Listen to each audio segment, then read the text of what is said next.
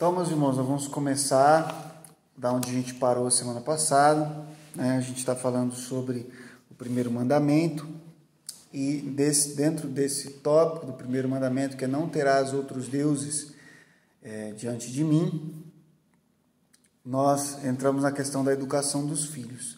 Por que é que nós entramos na questão da educação dos filhos falando sobre o primeiro mandamento, que é não terás outros deuses diante de mim? Nós estamos falando disso porque na definição de idolatria a gente aprendeu que idolatria é quando você atribui algo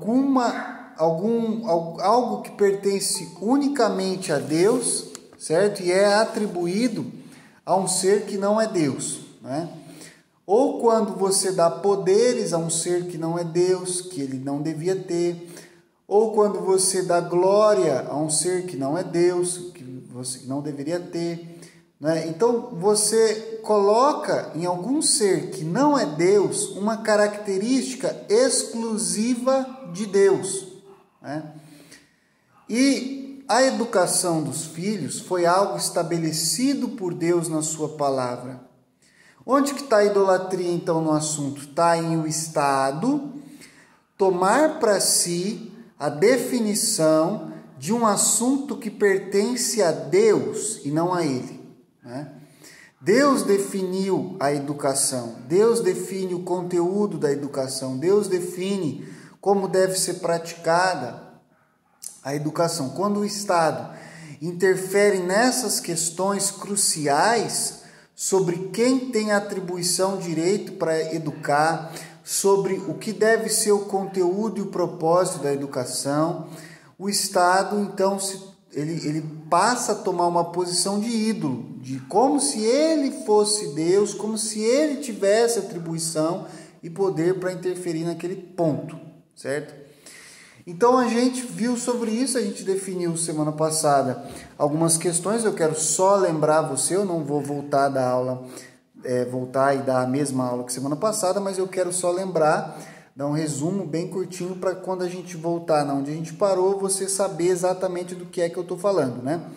Então, na Bíblia, nós vimos que o objetivo da educação é fazer com que as crianças e os adolescentes que recebem educação aprendam a amar a Deus com todo o seu coração, toda a sua alma, todas as suas forças, todo o seu entendimento, como está lá em Deuteronômio capítulo 6, né?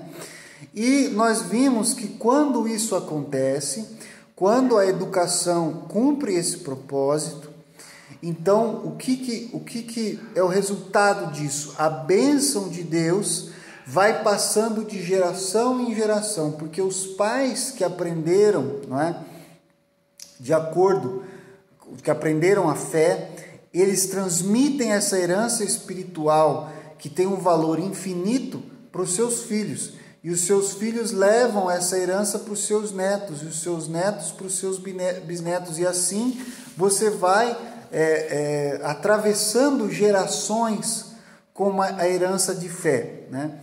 A gente viu também que essa questão da educação foi dada por Deus aos pais. Aos pais pertence a responsabilidade última sobre a educação dos seus filhos. Não significa que eles não possam ser ajudados, não significa que só eles têm o direito de ensinar qualquer coisa para os seus filhos. Fosse assim, por exemplo, eu teria que só aprender coisas do meu pai e da minha mãe, mas eu já aprendi coisas de muita gente. Mas a responsabilidade última da educação dos filhos é dos pais, embora eles não sejam os únicos que ensinam os filhos.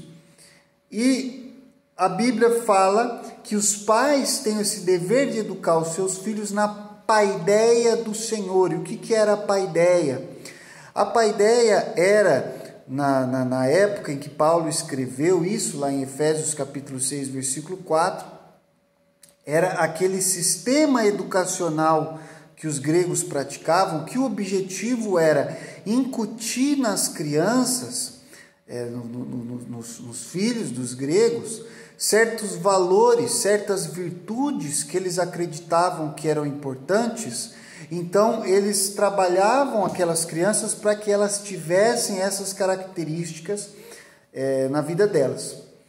E aqui Paulo fala que Cristo tem uma paideia, Deus tem uma paideia, que significa que existe um padrão de virtudes, de valores, de coisas que Deus determina que são importantes e que têm que ser transmitidas para as crianças, por meio da educação, e os pais têm a responsabilidade de fazer isso. Muito bem. E aí, com essa pequena introdução sobre o que é educação, sobre quem é o responsável, sobre a paideia do Senhor Jesus, a gente falou também sobre a questão de como o Estado brasileiro ele interferiu nisso. Ele criou um órgão chamado Ministério da Educação e da Cultura, que define um rol de virtudes e valores diferentes daqueles que estão na Bíblia, e que obriga os pais, ou deseja obrigar os pais, a incutir nos seus filhos aquele rol de valores, aquele rol de virtudes, né? Então, isso foi uma interferência idolátrica na educação dos nossos filhos. E por isso nós devemos lutar contra isso. Os nossos filhos são permitidos estudar a palavra de Deus, lá no domingo, no culto, receber uma aula, talvez ler um versículo em casa com o pai, com a mãe, mas eles têm que aprender a cultura de Baal, né? A religião idólatra do Estado, de segunda a sexta, e hoje não é mais como na nossa época, que era 4, 5 horas por dia, não. Hoje já estão fazendo escolas de período integral, que é para a criança ficar lá o dia todo, né? E ela vai recebendo aquele alimento, vai sendo inoculado na criança desde pequena. Aí quando seu filho chega com 15 anos, ele não tem nada a ver com você, ele não acredita em nada daquilo que você acredita, ele é um ser totalmente diferente daquilo que você imaginava que ele tinha que ser. Você se pergunta, mas por quê? Se eu li a Bíblia com ele, se eu orei com ele, se eu fiz tudo com ele. Pois é, meu irmão, mas você ocupava 30%, 20% do tempo dele no dia.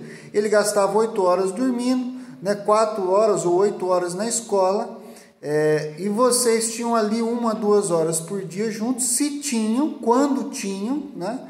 E agora você começa a perceber que o seu filho, sua filha, ele recebeu uma educação totalmente diferente daquilo que você acredita, ele tem outros valores, outras virtudes que você não gostaria que ele tivesse, mas são aquilo que ele acredita porque foi ensinado para ele, né? Por quê? Porque a gente confiou a educação dos nossos filhos a esse órgão institucional. Eu estou falando especificamente do Brasil, irmãos, porque é o que a gente está vendo aqui.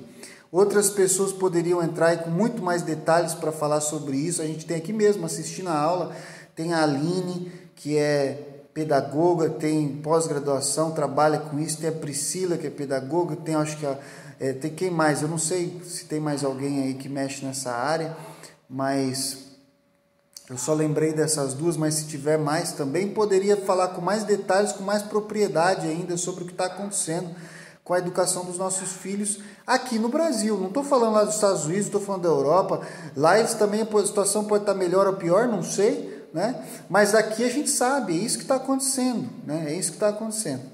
Muito bem.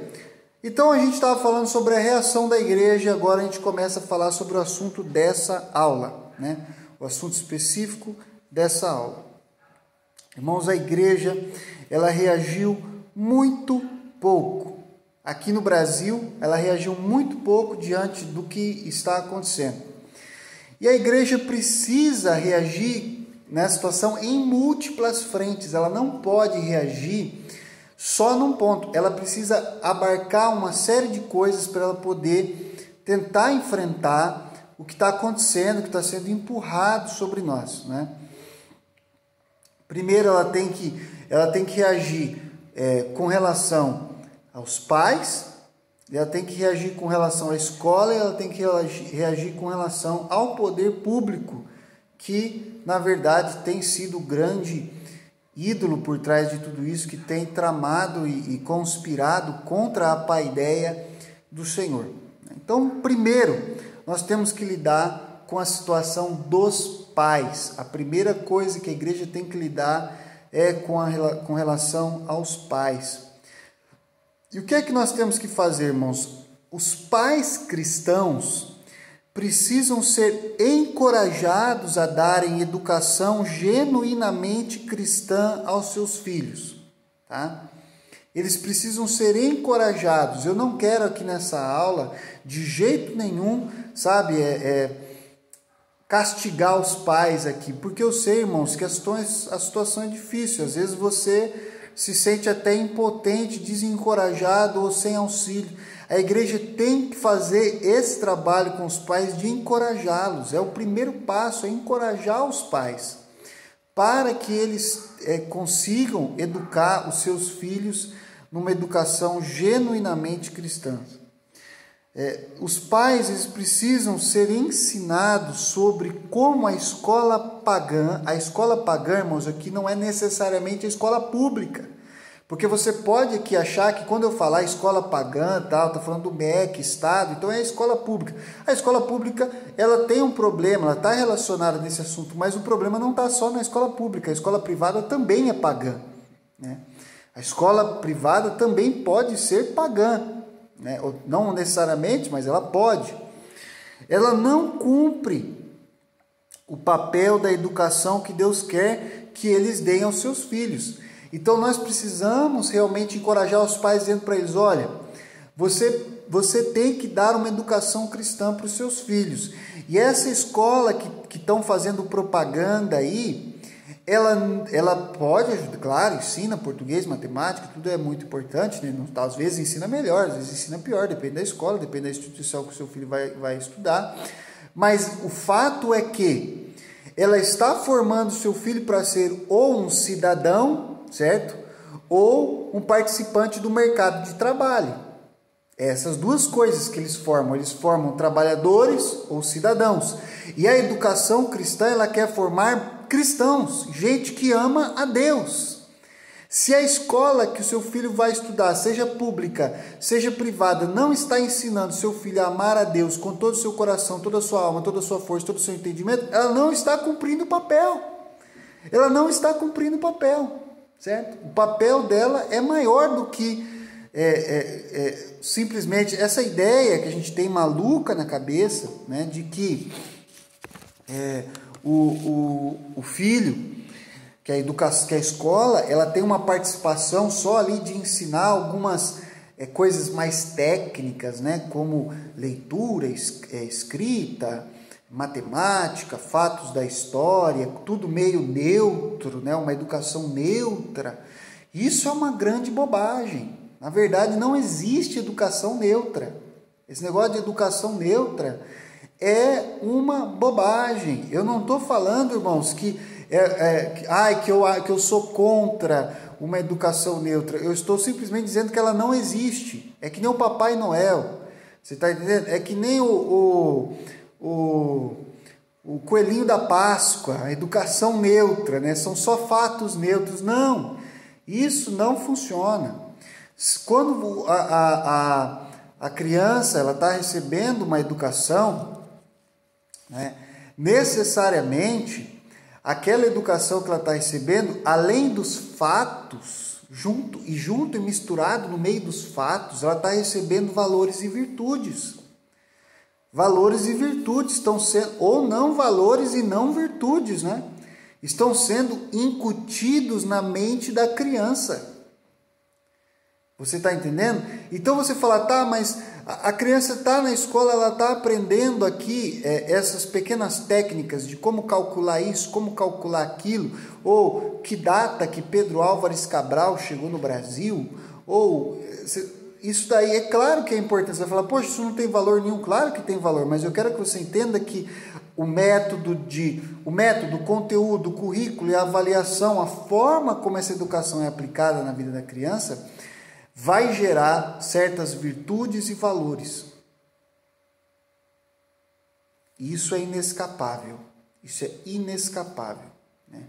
Por mais que o professor que está lá ensinando, ele acredite na ideia de uma educação neutra, o fato é que ele não consegue colocar ela em prática. Por quê? Porque ela não existe, ela é impossível.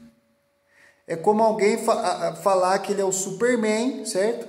E aí ele pula lá lá do trampolim numa piscina, né? E ele não se machuca porque ele cai na água. Aí ele fala, tá vendo? A gravidade não me faz mal nenhum, né? Não é que a gravidade não faz mal nenhum. Você deu sorte dessa vez de cair na água. Agora cai numa pedra para você ver, né?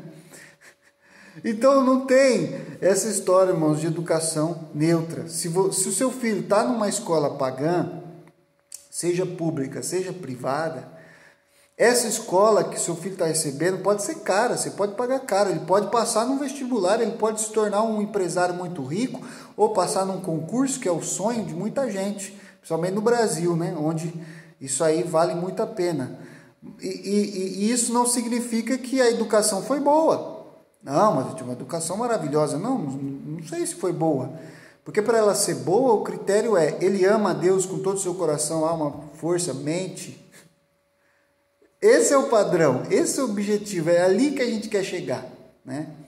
Eu prefiro que o meu filho não consiga ganhar muito dinheiro na vida, né? Eu prefiro que o meu filho não consiga passar numa federal, mas que ame a Deus de verdade, ou que não queira passar numa federal. É claro, se ele puder passar numa federal, mas se ele não quiser, eu até prefiro isso. Porque se ele amar a Deus com todo o seu coração, toda a sua alma e todo o seu entendimento, o objetivo da educação foi alcançado. O objetivo, o propósito da educação foi alcançado. Isso implica, irmãos, que os filhos dos crentes deviam, via de regra, por regra, ser educados em escolas privadas e cristãs, tá? Via de regra, filhos de cristãos deviam ser educados em escolas privadas e cristãs. Por que privadas? Nem toda escola privada é pagã, né? Mas é cristã e nem pagã. Então você tem ali uma escolha. Você pode ter ou não. Mas eu digo privadas porque você vai livrar o seu filho das mãos do Estado. Nem que o Estado queira, você consegue tirar ele dali, né?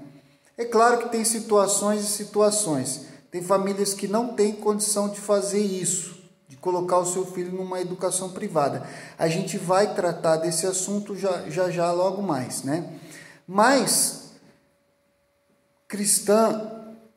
você ter uma educação cristã é praticamente impossível numa escola pública, certo? Considerando o estado em que a gente vive. Então, o ideal é que seja privada e cristã. Só que quando a gente lida com esse fato que ela é privada e cristã, a gente se depara com outro problema, né? Por quê? Porque a educação privada, aqui no Brasil principalmente, e pelo menos no curto prazo, quer dizer, no longo prazo, você pode falar assim, calcular, não, tá, longo prazo vale a pena financeiramente, mas no curto prazo, ela tem um preço muito caro para que as famílias brasileiras, a maioria das famílias brasileiras não consegue arcar com o custo de uma educação privada. Se você tem 3, 4 filhos, é muito difícil, né, para a maioria das famílias brasileiras. Por quê? Porque elas estão empobrecidas pela situação econômica do país. Você tem um país, o Brasil é um país, irmãos, de uma situação econômica frágil. Às vezes você tem pessoas que estão indo muito bem, de repente vê uma crise, a pessoa perde tudo, aí demora para se levantar, aí vem outra crise, outros nunca conseguem, estão sempre ali com tudo contadinho, né? E vão vivendo a vida ali. E você tem a situação econômica fraca no país, muito instável, e quando você tem uma boa situação, o Estado cobra um preço alto, né? Cobra um preço bem cobrado pela sua prosperidade, e as famílias não têm condição. Então, por causa desse problema, a igreja ela precisa se organizar para ajudar a família a cumprir esse papel. Se a gente pegar e só encorajar a família, vai lá, irmão, sabe quando tem aquele texto lá em Tiago, né? Aquentai-vos, comei e bebei, mas se você não der para ele uma roupa, uma comida, as suas palavras e nada, é a mesma coisa, não resolveu o problema. Então a igreja ela precisa se organizar para ajudar as famílias a cumprirem esse papel na educação dos seus filhos, porque no Brasil elas não vão ter condições de fazer isso, né? E a igreja ela tem que ajudar a família de pelo menos duas maneiras. A igreja tem que ajudar as famílias de duas maneiras no mínimo, tá? Primeiro, a igreja ela tem que ser uma voz profética a favor da família contra a tirania do Estado. E segundo, a igreja tem que suprir a falta de escolas economicamente acessíveis e genuinamente cristãs e de boa qualidade, para que essas famílias possam colocar os seus filhos em escolas privadas e cristãs. Então vamos falar primeiro sobre a questão de a igreja ser uma voz profética a favor da família contra a tirania do Estado. A igreja precisa, irmãos, buscar ter conhecimento de iniciativas nos corredores do poder público que estejam de acordo com o interesse cristão de educar as crianças conforme a palavra de Deus manda. O que isso significa? A gente tem que estar atento, tá, para o que está acontecendo na vereança, na Câmara dos Vereadores em Campinas, na Assembleia Legislativa do Estado, no Congresso Nacional, seja a Câmara dos Deputados, seja o Senado Federal, e as iniciativas legais que estão acontecendo na área da educação, certo? E aquilo que for contrário, a gente tem que denunciar, e aquilo que for favorável, a gente tem que apoiar, né? Você percebe que no Brasil já existe uma movimentação de vários setores, graças a Deus, de pessoas que denunciam quando elas veem algum ataque, como, por exemplo, o kit gay, que foi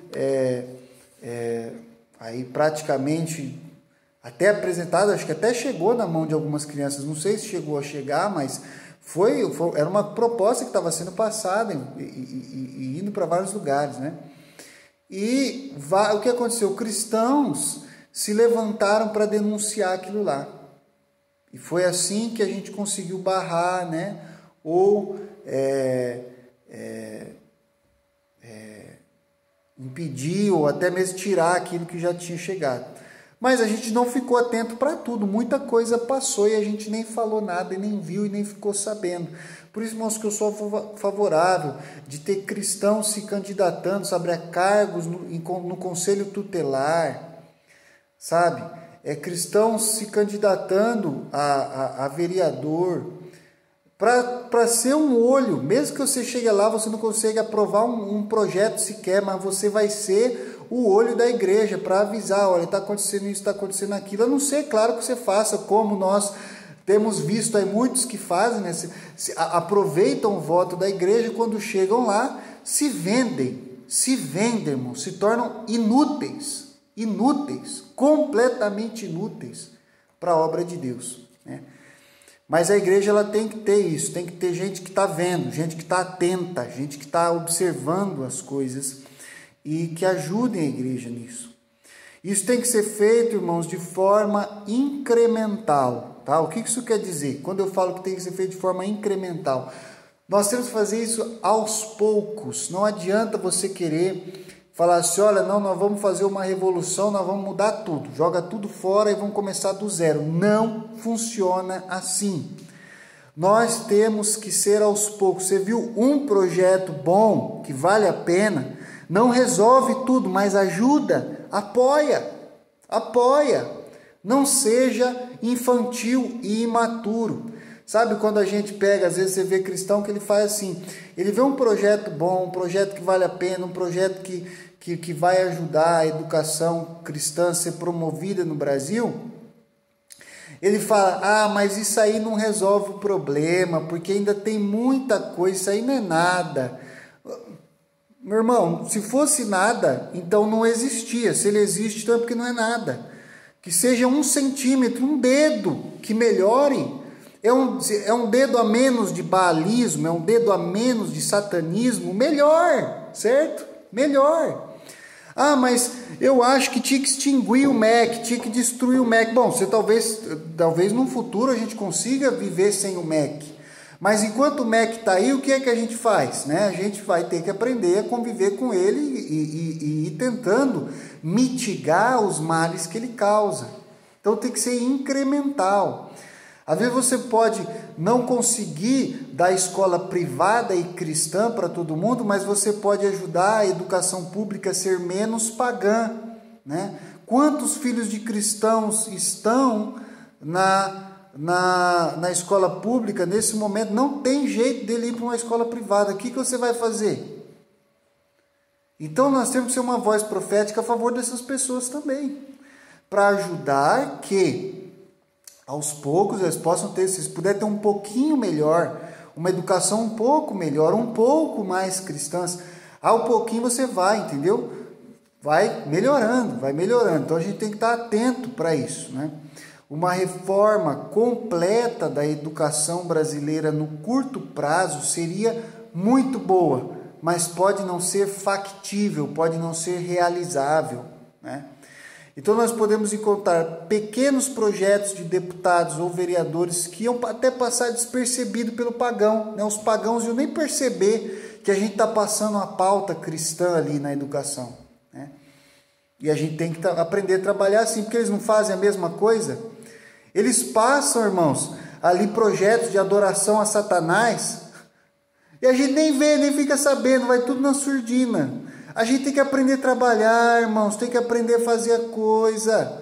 Vamos fazer assim também. Vamos pegar um projetinho lá que parece que não tem nada a ver, mas tem tudo a ver, porque vai ajudar o reino de Deus, vai ajudar as crianças a aprenderem alguns valores e virtudes que vêm do céu. Isso é importante, né? Então a gente vai ter que ajudar isso. Iniciativas que favoreçam a educação, por exemplo, vou dar um exemplo aqui. Qualquer iniciativa, irmãos, que favoreça a educação domiciliar, ou seja, educar crianças em casa, a gente tem que apoiar, certo? Tem que apoiar. Por quê? Porque mesmo que seja um negócio extremamente difícil, burocrático, mas se agora tem, antes não tinha, melhor ter assim do que não ter.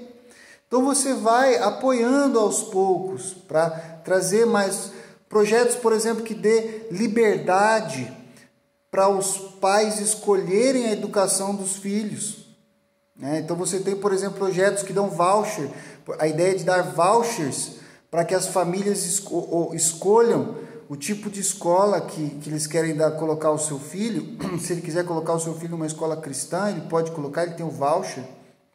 É mais liberdade de escolha. Eu preferiria não ter voucher. Eu gostaria que ninguém na nossa igreja precisasse de voucher, mas vamos supor que algum irmão precise. Então, nós vamos ter que apoiar esse projeto para facilitar a vida desse irmão.